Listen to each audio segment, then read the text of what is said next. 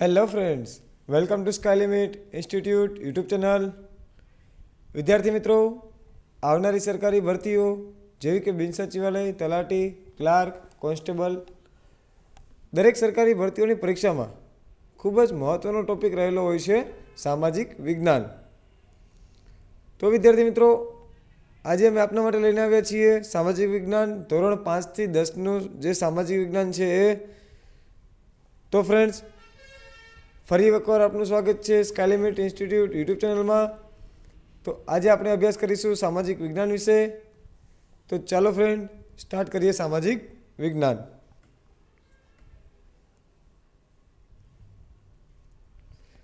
ભારતની ખેતીના પ્રકારોના નામ જણાવો.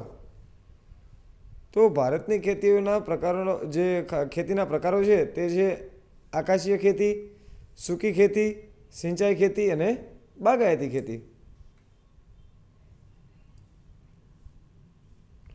આગળનો પ્રશ્ન જોઈએ. સામાન્ય અથવા આકાશીય ખેતી એટલે શું? તો કે વરસાદ પર આધારિત રાખીને થતી ખેતી એટલે કે આકાશીય ખેતી. એમાં કેવા પાકો હોય છે? તો કે જુવાર, બાજરી, મકાઈ અને મઠ.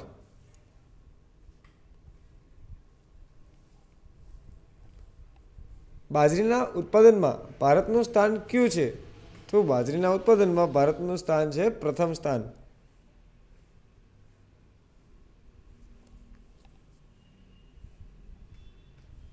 આગળનો પ્રશ્ન જોઈએ.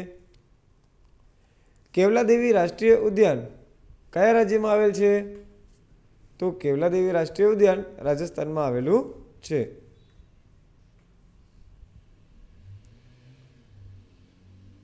કાઝીરંગા રાષ્ટ્રીય ઉદ્યાન કયા રાજ્યમાં આવેલ છે? તો કાઝીરંગા રાષ્ટ્રીય ઉદ્યાન આસામ રાજ્યમાં આવેલું છે.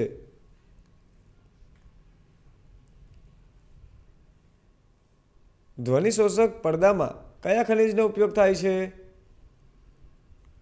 તો ધ્વનિ શોષક પડદામાં અભ્રક નામના ખનિજનો ઉપયોગ થાય છે.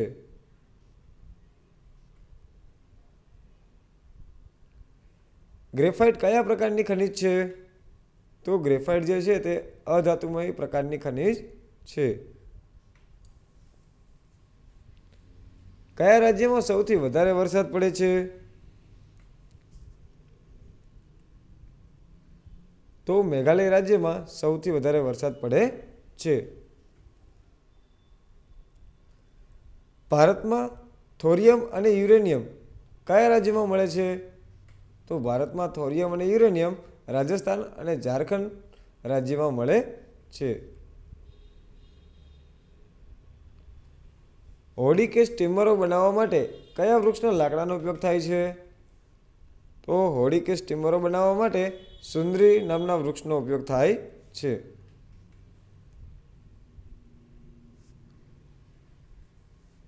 વાર્નિશ છાપકામની શાહી બનાવવા માટે શાનો ઉપયોગ થાય છે? તો વાર્નિશ કે છાપકામની શાહી બનાવવા માટે લાખનો ઉપયોગ થાય છે.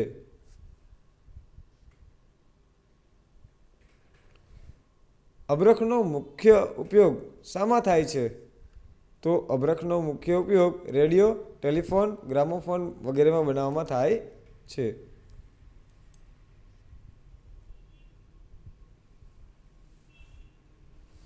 ઊની કાપડ માટે પંજાબનું કયું શહેર જાણીતું છે? તો ઊની કાપડ ઉદ્યોગ માટે પંજાબનું લુધિયાણા શહેર જાણીતું છે.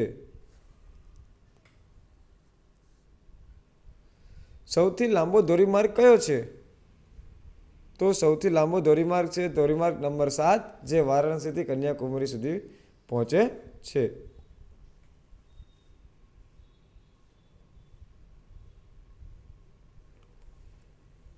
ભારતમાં સોનું ક્યાંથી મળે છે? તો ભારતમાં સોનું કર્ણાટક અને આંધ્રપ્રદેશમાંથી મળે છે.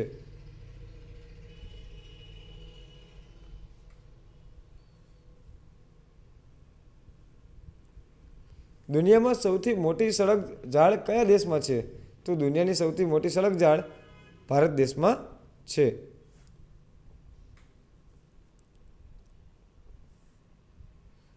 ગ્રામ માર્ગ કોને કહે છે? તો ગ્રામ માર્ગ જે છે તે ગામ પાસેથી પસાર થતા મોટા માર્ગો સાથે જોડતા માર્ગને ગામ માર્ગ કહેવાય છે.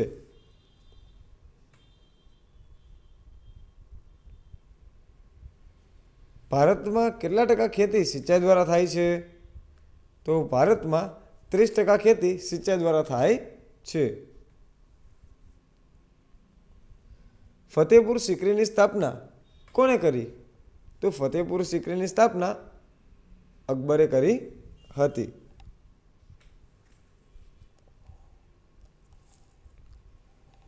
દિલ્હીનો લાલ કિલ્લો કોણે બંધાવ્યો હતો? તો દિલ્હીનો લાલ કિલ્લો શાહજહાંએ બંધાવ્યો હતો. દિલ્હીનો રંગમહલ કયા શાસકે બનાવ્યો હતો? તો દિલ્હીનો રંગમહલ શાહજહાંએ બંધાવ્યો હતો. શિવાજીનો જન્મ ક્યાં અને ક્યારે થયો? તો શિવાજીનો જન્મ શિવનેરીના કિલ્લામાં અને ઈસવીસન 1674માં થયો હતો.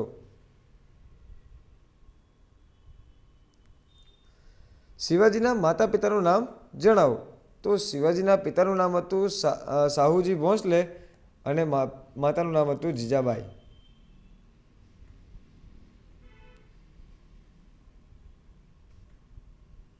શિવાજીનો રાજ્યાભિષેક ક્યાં થયો? તો શિવાજીનો રાજ્યાભિષેક 1674માં રાયગઢમાં થયો હતો.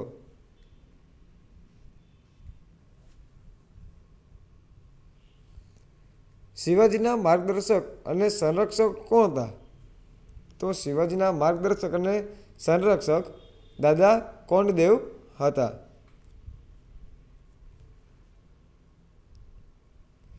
જહાંગીરની પત્નીનું નામ જણાવો. તો જહાંગીરની પત્નીનું નામ હતું નૂરજહાં.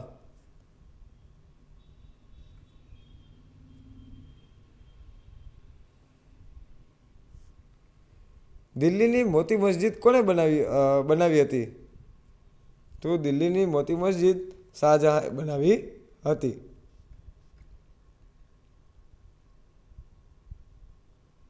જહાંગીર નામનો મતલબ શું થાય છે? તો જહાંગીર નામનો મતલબ છે દુનિયાને જીતનાર.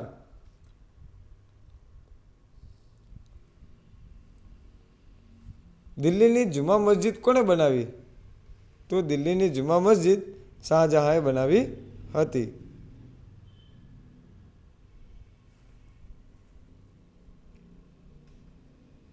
આગળ જોઈએ. ઘર વપરાશમાં ઉપયોગી વસ્તુ માટે કયું નિશાન હોય છે? તો ઘર વપરાશમાં ઉપયોગી વસ્તુ માટે ISIનું નિશાન જરૂરી હોય છે.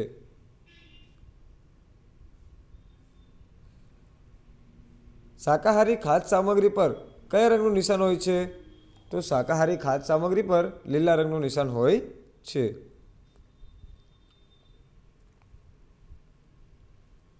ખેત પેદાશની વસ્તુ પર કયું નિશાન હોય છે? તો ખેત પેદાશની વસ્તુ પર 1 માર્કનું નિશાન હોય છે. માંસાહારી ખાદ્ય સામગ્રી પર કયા રંગનું નિશાન હોય છે? તો માંસાહારી ખાદ્ય સામગ્રી પર લાલ રંગનું નિશાન હોય છે.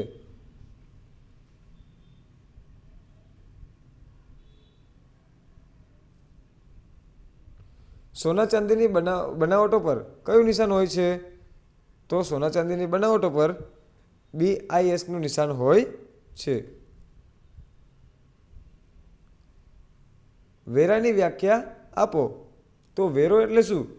તો કે જે આપણે ખરીદી પર બિલ લઈએ છીએ કે બિલ લેવાથી અમુક રકમ સરકારમાં જમા થાય છે, જેને ટેક્સ એટલે કે વેરો કહેવામાં આવે છે.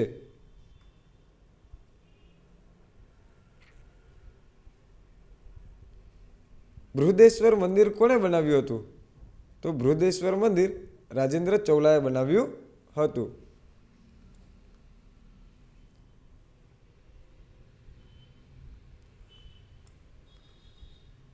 દ્વારકા કઈ નદીના કિનારે આવેલ છે? તો દ્વારકા ગોમતી નદીના કિનારે આવેલ છે. દ્વારકાધીશ મંદિર બીજા કયા નામે ઓળખાય છે? તો કે દ્વારકાધીશ મંદિર બીજા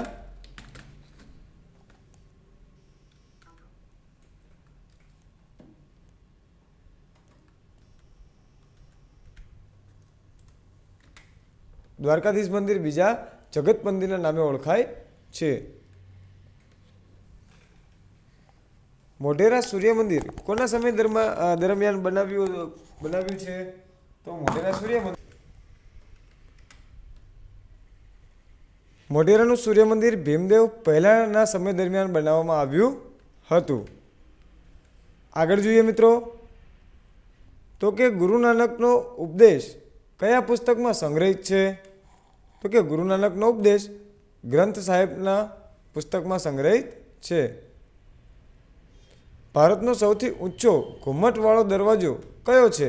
તો ભારતનો સૌથી ઊંચો ઘુમ્મટવાળો દરવાજો બુલંદ દરવાજો છે. સોમનાથ મંદિરનું છેલ્લે કઈ સાલમાં નવનિર્માણ કરવામાં આવ્યું હતું? તો સોમનાથ મંદિરનું નવનિર્માણ 1951માં કરવામાં આવ્યું હતું. લાવણી કયા રાજ્યનું લોકનૃત્ય છે? તો લાવણી જે છે તે મહારાષ્ટ્ર રાજ્યનું લોકનૃત્ય છે. ઘુમર કયા રાજ્યનું લોકનૃત્ય છે? તો ઘુમર જે છે તે રાજસ્થાન રાજ્યનું લોકનૃત્ય છે. મોહિની અટ્ટમ કયા રાજ્યનું લોક નૃત્ય છે? તો મોહિની અટ્ટમ જે છે તે કેરળ રાજ્યનું નૃત્ય છે.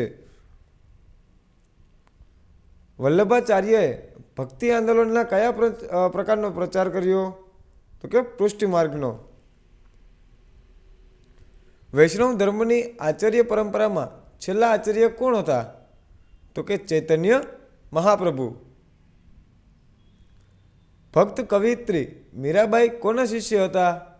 તો ભક્ત કવિયત્રી મીરાબાઈ સંત રૈયાદાસના શિષ્ય હતા. સંત રૈદાસનો જન્મ ક્યાં થયો હતો? તો કે સંત રૈદાસનો જન્મ કાશીમાં થયો હતો. મનચંગા તો કઠરોટ મેં ગંગા દોહાના રચયિતા કોણ છે? તો કે મનચંગા તો કઠરોટ મેં ગંગા આ દોહાના રચયિતા છે સંત રૈદાસ. સંત કબીર અને રૈદાસના ગુરુ કોણ હતા? તો કે સંત કબીર અને રૈદાસના ગુરુ હતા સ્વામી રામાનંદ. વલ્લભાચાર્યનો જન્મ ક્યાં થયો હતો? તો કે વલ્લભાચાર્યનો જન્મ બિહારના ચંપારણ ગામમાં થયો હતો. કયા કવિના પ્રભાતિયા જાણીતા છે? તો નરસિંહ મહેતાના પ્રભાતિયા જાણીતા છે. સંત રૈદાસનો જન્મ કઈ જ્ઞાતિમાં થયો હતો? તો કે સંત રૈદાસનો જન્મ ચમાર જ્ઞાતિમાં થયો હતો.